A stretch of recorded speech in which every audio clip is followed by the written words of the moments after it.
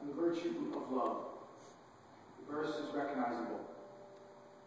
And now these three remain: faith, hope, and love. But the greatest of these is love. Our dad loved.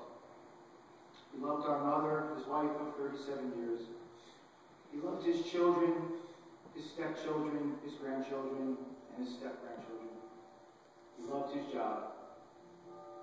And for the last 10 years, he loved his wife Helen more than anything in the world.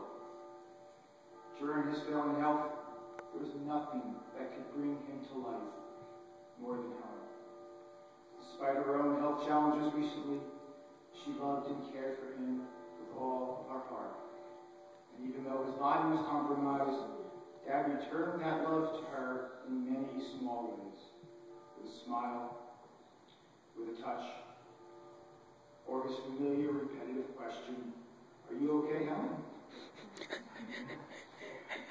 Yes, Dad loved the New York Football Giants.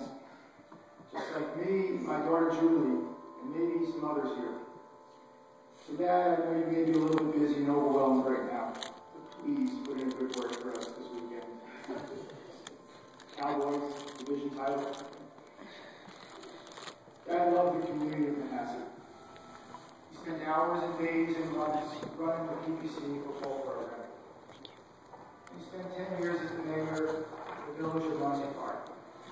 Why does someone do this when you spend 10 years doing mostly a thankless job with no pay? It is only because you really care about the community you live in and its people, many of whom are here right now. Dad loved this church, St. Mary's. In fact, a case could be made, he loved this church more than anything.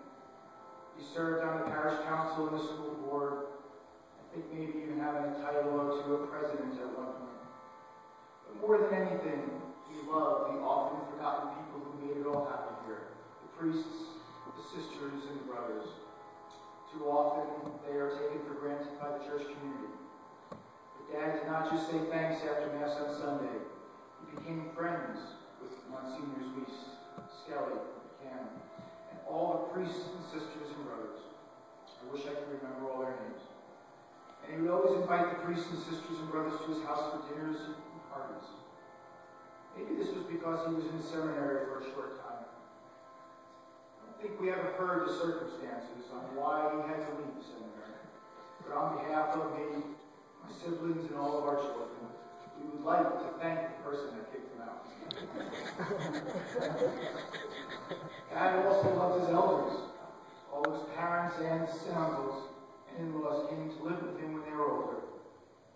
In fact, they all died in his house. My mother was a great woman. In fact, I called her a modern-day saint in a eulogy I gave her right here almost 18 years ago. I'm sure she had a lot to do with all the people coming into their house, since she was the primary caregiver.